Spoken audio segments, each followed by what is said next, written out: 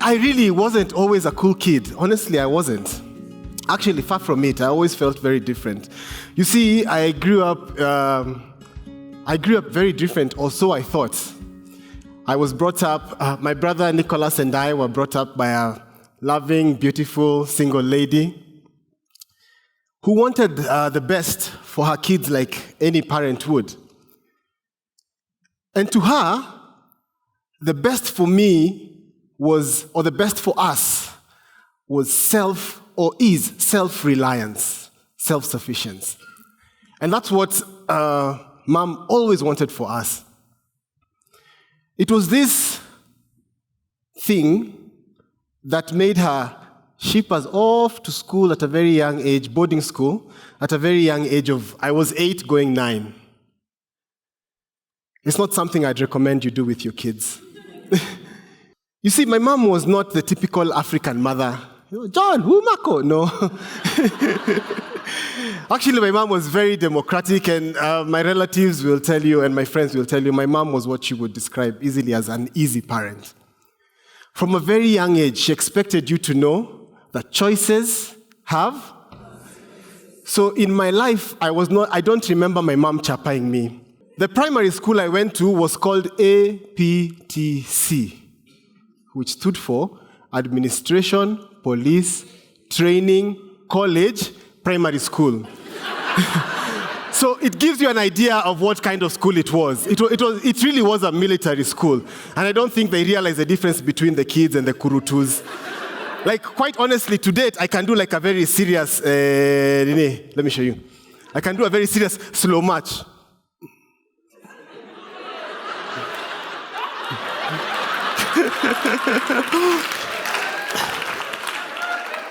So I remember so many times that when we went home for holiday, my mom would ask, "Do you have homework?" I'd be like, "Yes." And the next time homework would come up was a day before we left for school. "Have you done homework?" "No." So I remember having to do my homework many times under my duvet with a torch. Because in my primary school, I promise you, we were beaten like Mokorino drums. But my mom never ever lectured me at, no, she would lecture me if she offered to help. But there was one thing, you see, my mom never ever pushed me to be what I'm not. For example, in my maths class, I was as useful as K in knife. I was that guy who was samahani, like this was me in class.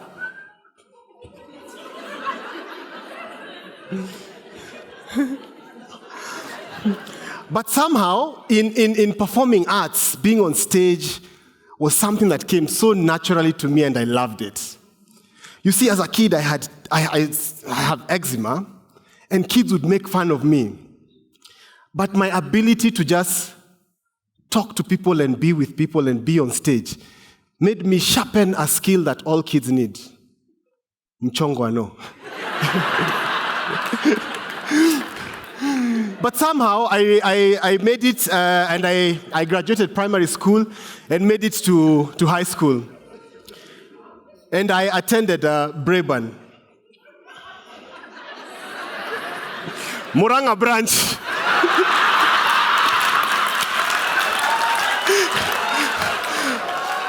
also known as Gaishanjiro High School. So anyway, again in high school, I prospered in the arts. Like, the stage was just my thing. I loved it. Because obviously in maths class and all those, I was Samahan. And I remember one thing. My mom never ever sat me down to tell me, maths is life, board maths will help you. No. If anything, she was always excited about my performing arts. I remember I directed my first play at the age of 16 in Form 2, and I remember my mom holding my certificate and saying, "Wow, son, this is amazing." the only academic certificates I brought home were certificates of participation. I was one of those kids who made it to all music fests just because I was there to introduce, because nobody else could do it. Adjudicators, teachers, and my fellow students. In front of you, in front of you is boys from Gaishanjiro Boys, ready to present a Kikuyu recital. Thank you. And my job is done. Now I can go talk to the girls. So after Breban, I went to... I just made it. I was one of those guys who, wow. Hey, that was close. And that's how I made it to Daystar University. It was just... dots. Like if I had a grade low, I'd have had to go to, something else. So I made it to Daystar, and I was enrolled for a diploma in communication arts. Again, in Daystar was better because we didn't do a lot of maths and that nonsense, but it was more of communication. I enjoyed it. But still, my love for performing arts just thrived. I remember I did one play, a big musical called Nehela, directed by the one Yafesi Musoke, who is now a colleague of mine. And just to show you how dedicated I was, this whole play, I had one line. And I never, ever missed rehearsals. Ever. Now, you think that's normal, like you have to attend rehearsals, yeah? Until I tell you that I was in the Valley Road campus, and the rehearsals were in Athi River. So every Wednesday, I would shuttle all the way against traffic, like who does that? To Athi River. So anyway, after Daystar, after I graduated, I sat down with my mom. Again, we had to have a deep and meaningful conversation. And she asked me, what do you want to do?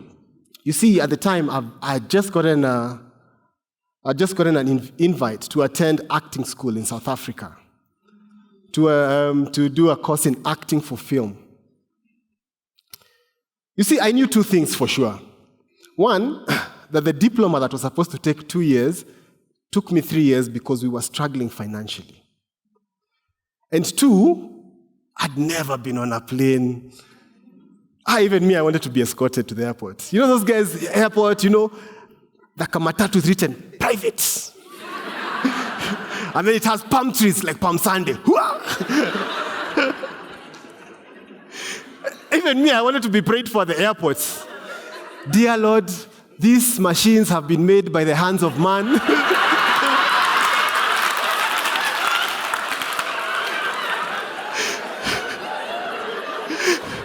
But it is you who holds it in the air. You see, the thing I didn't tell you is before my primary school at APTC was right behind the airport. And every aircraft that took off, we were just there. We could see it. So I sat down with my mom and, we looked at the pros and cons. She was like, acting, you'll have a lot of job offers in Kenya. Not. Degree, what do you want? Ultimately, it was me who was to make the decision. And guess what I chose? South Africa, baby.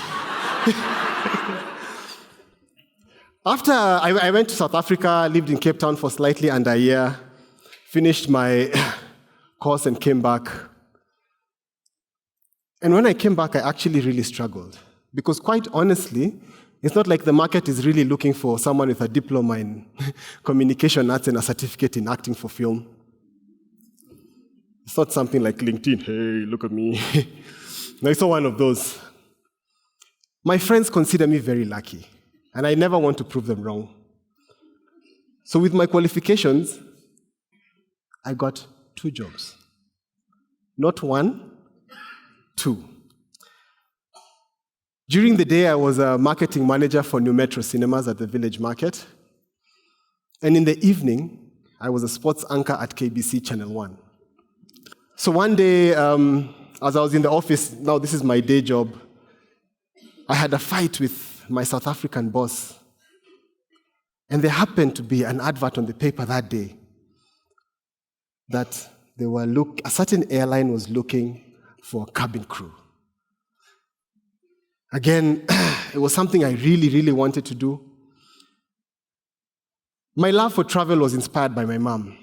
You see, she worked for an organization called ISIPE. Don't worry if you've never heard of it. I also never heard of it until she worked there. And basically what they do is insect research. So my mom, she traveled a lot in Africa.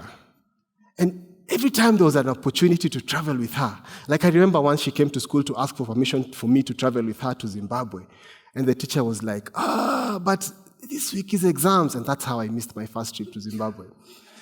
So I loved my job. And one of the things that I picked from there was duty-free training. Now, if you didn't know, cabin crew actually make a commission from duty-free. But I did learn one thing because this was something I did with passion. People never buy from things. You understand? People buy from people. People buy from people they like. And the sooner I realized that, it changed my relationship completely. So I'd be like at the door at the aircraft, and someone would come and like, "Hi, how are you, Mr. Mwangi? It's good to see you. Where are you traveling today?" I'd say, "I'm going home to see my family." And I'd be like, "I see you." So when I come with a trolley, I'll not be there like, I'd be like, "Hi, Mr. Mwangi, would you like to buy something for your wife?" So I'd always end up selling to few people, but make like real meaningful sales. And for this reason, I was chosen to represent the airline in a duty-free sales competition in South Africa against other African airlines. I won't prolong the story, but long story short, I won.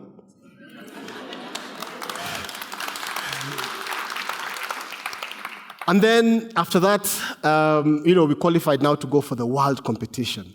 Now, let me explain this to you. You see, everything you see in the catalog, you're supposed to know it in and out. If it's a cologne, you have to know, is it eau de parfum, eau de cologne, base notes and all those. But I loved it.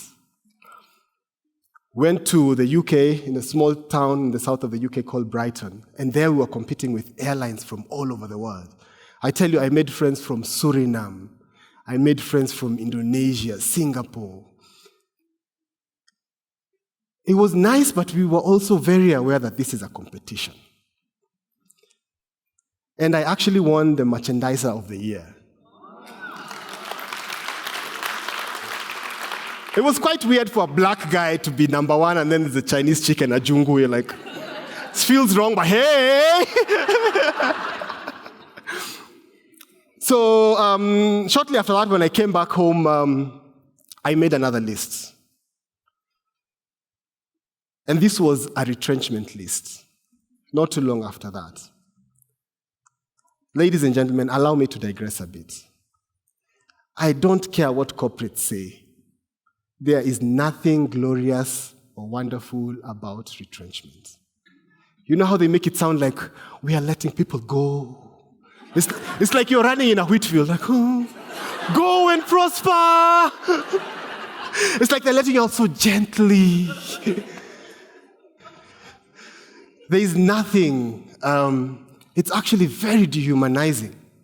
You see me here today, and possibly some of you know my story, and like, but you made it. But make no mistake, I represent another 300 people who did not make it. I represent families that were retrenched as a couple. Like, what do you really want these people to do when you retrench a husband and wife? When you retrench a pregnant woman? When you retrench someone whose life literally depends on their medical cover? So we lost a couple of people along the way. So after I lost that job, I was aware that I have a certificate in acting, diploma in communication arts. I know nothing about spreadsheets, cannot open a Word document. So I remember having this conversation with my mom, and for her it was just like, find something. You see, I had many ideas. I tried many things. I tried a flower company, it failed. In fact, I dare say that I don't know if it's still the same, but government has killed so many small businesses because I had a small company and I was lucky to have a small job to deliver flour somewhere. But guys, you're never paid. 7, 8 months, cash flow becomes a problem. Eventually, we had to close. But I had one idea. I had this one idea that I thought, I'm living La Vida broker. I cannot afford to pay a script writer. So I thought, how about we start an improv comedy show? So I called a friend of mine whose name is Mugambin Thiga, and I shared this idea with him. And I thank God so much that it was him that I called. Because you can imagine if I called you and I sat there with you and I want to start a show, no script. Jason, you need to think about this a bit more. But he encouraged me. And right there we just came up with a list of the cast members. And that's how Because You Said So was born.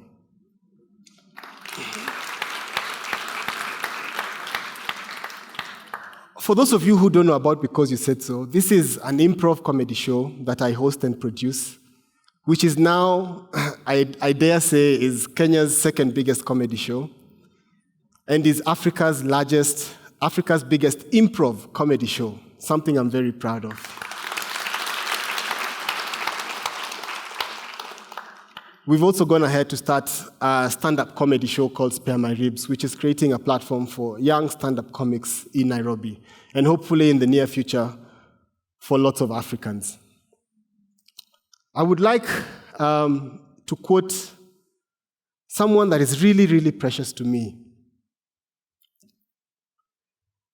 And the quote goes something like this: "No matter what happens to you today, the sun will rise tomorrow, and the day after that, and the day after that, and the day after that."